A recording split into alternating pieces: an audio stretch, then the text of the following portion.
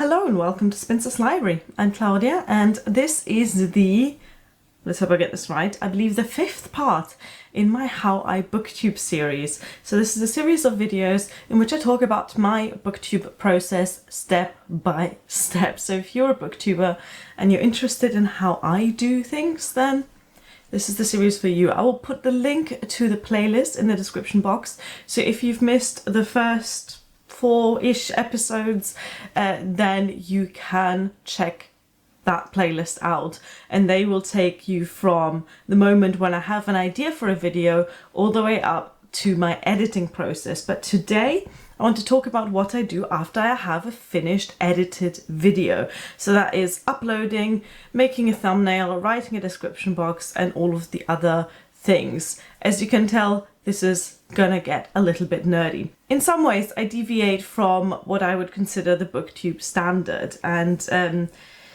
that is mostly when it comes to the element of mystique that a lot of booktubers like to include in their description boxes and in their thumbnails. And I don't subscribe to the element of mystique. I'm more of a proponent of information and transparency. So you might find a lot of things in this video that you disagree with, in which case please comment down below and let me know your opinion, because I'm always interested in hearing differing viewpoints. I also need to apologize that again I didn't manage to get a proper screen capture of my process. Something about my screen capturing software doesn't agree with my laptop and I haven't yet been able to fix it. So instead you'll see screenshots about, that take you through what I do. Once I have finished editing a video, I usually go straight to YouTube. I use the Studio Beta section of YouTube and I use that to start the upload of the video. While the video is uploading, I will then create my thumbnail. What I usually do with a thumbnail is I take a little 30-second clip just after I record whatever video that I've just recorded. So say I've done a video about the complete works of Oscar Wilde and I've just finished filming it, then I will turn the camera on again and for 30 seconds do a ridiculous posing exercise with the book.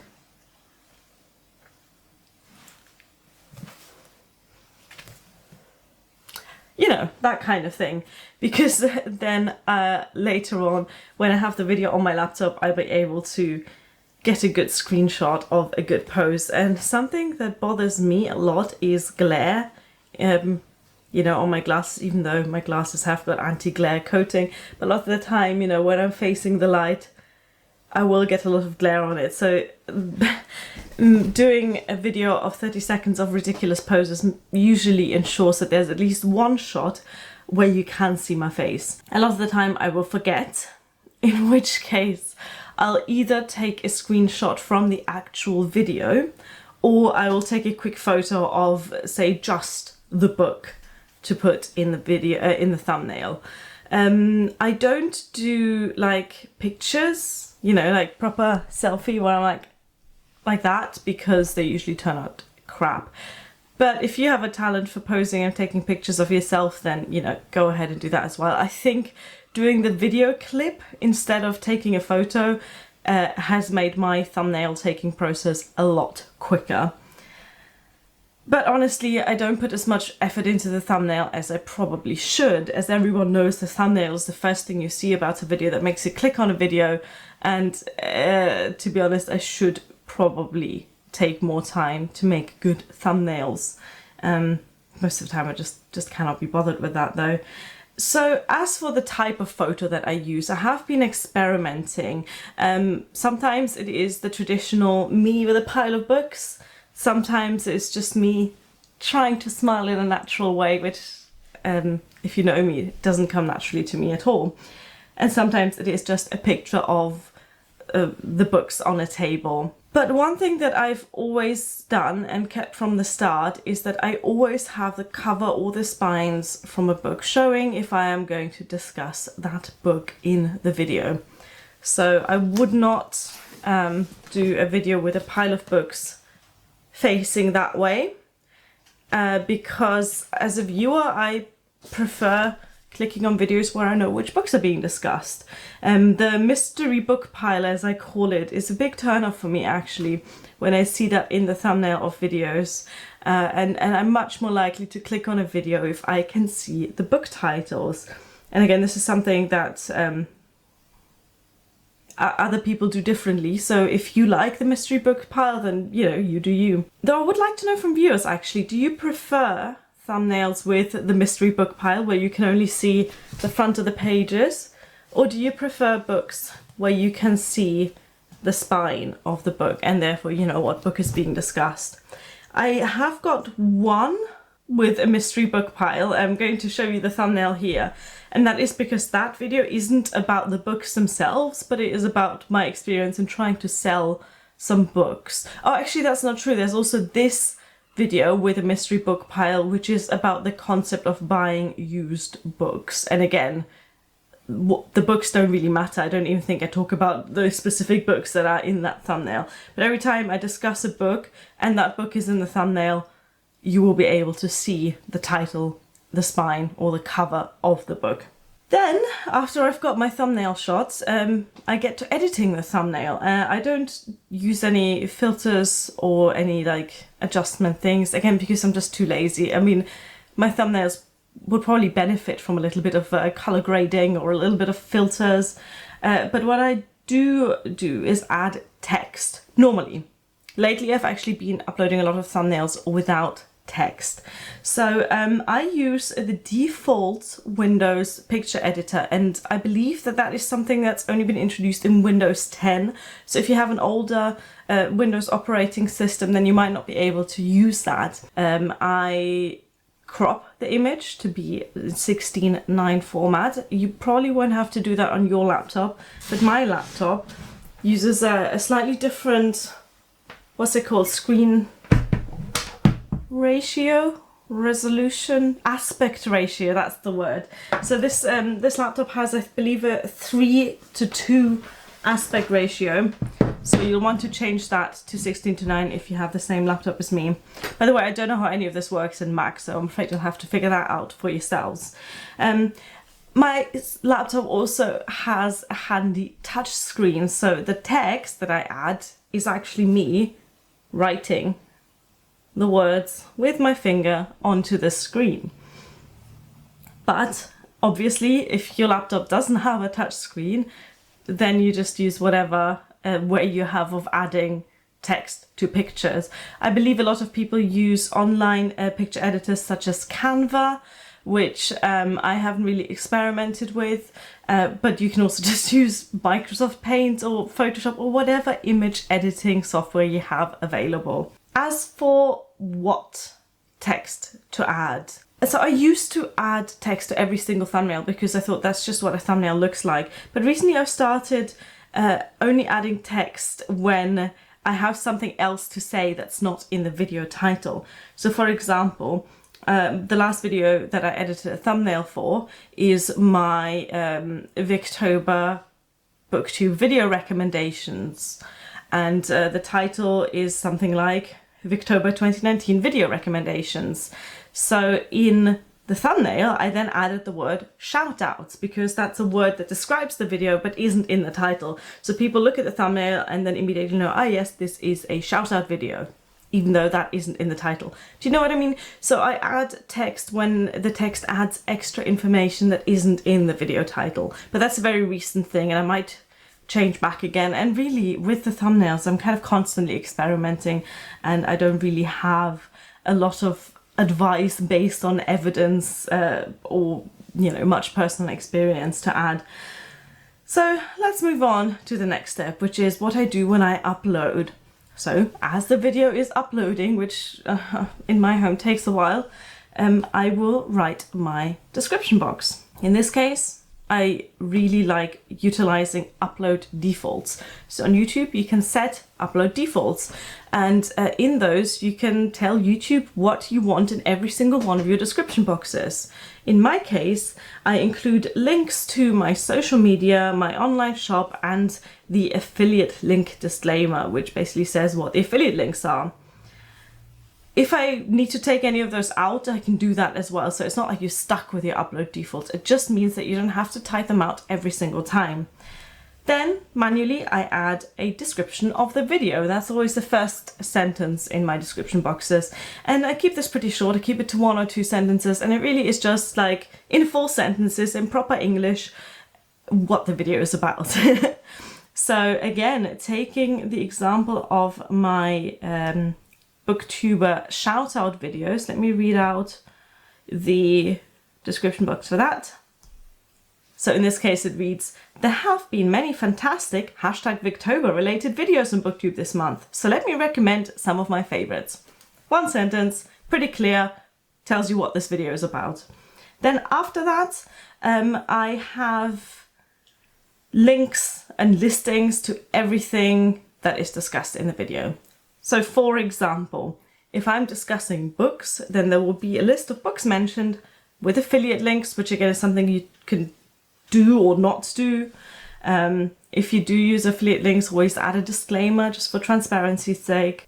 If I discuss Booktube channels or other YouTube channels, there will be links to those channels. If I discuss authors, there will be the names of those authors, etc. So everything that I talk about in the video, I like having at least mentioned, if not linked, in the description box. And I do that because I always read description boxes. Almost the first thing I do after I click a YouTube video is open the description box and see what's in there. So I personally think it's worth spending a bit of time on description boxes to make, basically make the navigation of the video a bit easier. Then on some videos, I will also add timestamps. These are videos in which I discuss several books in detail and therefore adding up to a longer video. For example, if I did a video of, say, the worst books of 2019 and I discuss 10 books and the whole video is 20 minutes long because I talk about each book for 2 minutes, then I will add timestamps in the description box so people can jump to a specific book that they're interested in.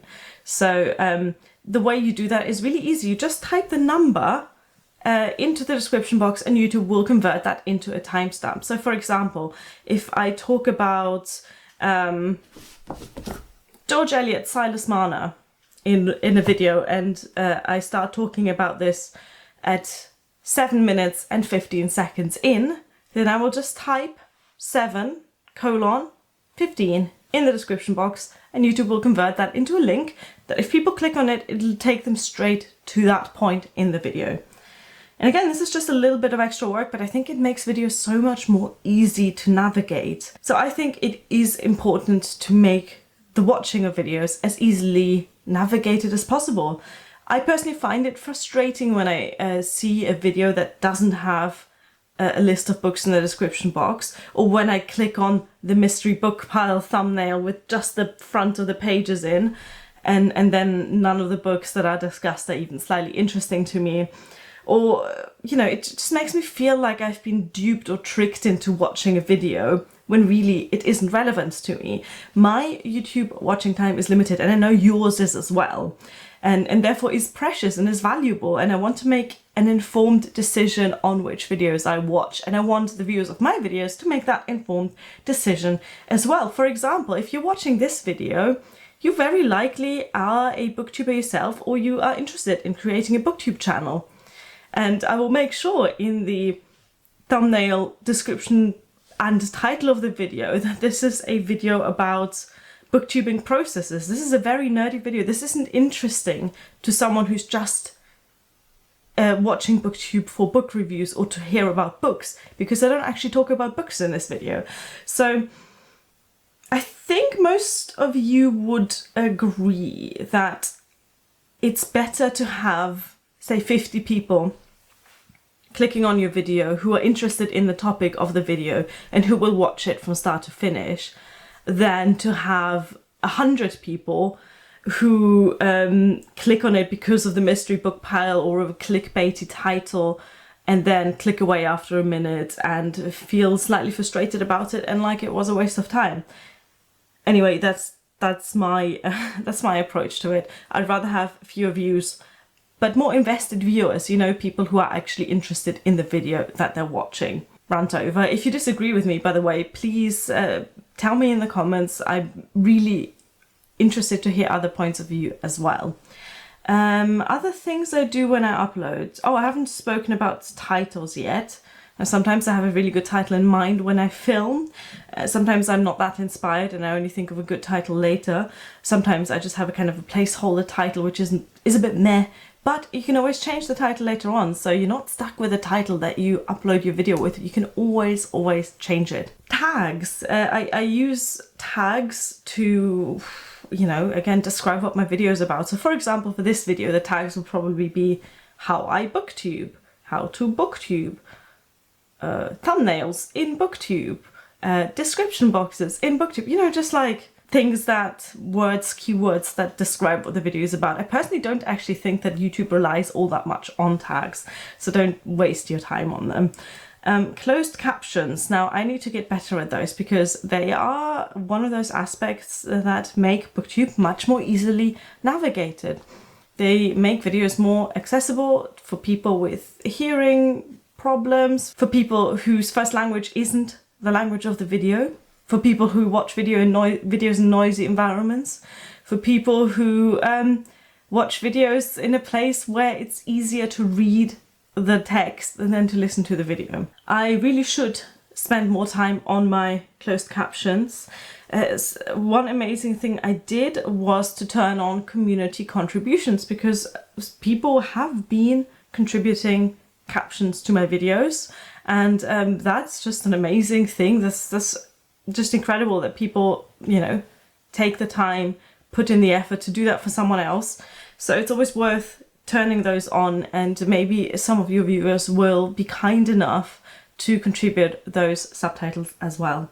End screens. So I always have my end screens to pick out one book that YouTube one video that YouTube thinks you'll enjoy, and then I also have my most recent video in the end screens as well. And again, that's not something I waste too much time on, but I do believe it's a useful thing to show the viewer of your videos what else you have to offer. And then there's cards, which I don't really use anymore because I found them too much work, but that's another thing that you have available to link people to other videos of yours. Scheduling. Yeah, so when you upload a video, you don't have to publish it straight away. You can schedule it for a later point, and I use that all of the time. I like to publish my videos in the afternoon in the UK, so anywhere between like 3 and 6 in the UK. And that's not based on any kind of metric or any kind of evidence. It's just when I like to watch YouTube after a work day. So I think it's a nice time for people in the UK who watch my videos to have them come up, you know, at the end of a work day. I suspect in America that would mean that most of my videos are published in the morning or late morning. I don't really know how time zones work. What else can you do? Oh, premieres. I don't use premieres. I don't quite see the point of them. But that's another thing you have available at your disposal. That's all I can think of about my thumbnail, description box and upload process. So if you have any question, if there's anything I haven't touched on, then put your questions in the comments, and I will try to answer them to the best of my abilities. Thank you for watching. Bye.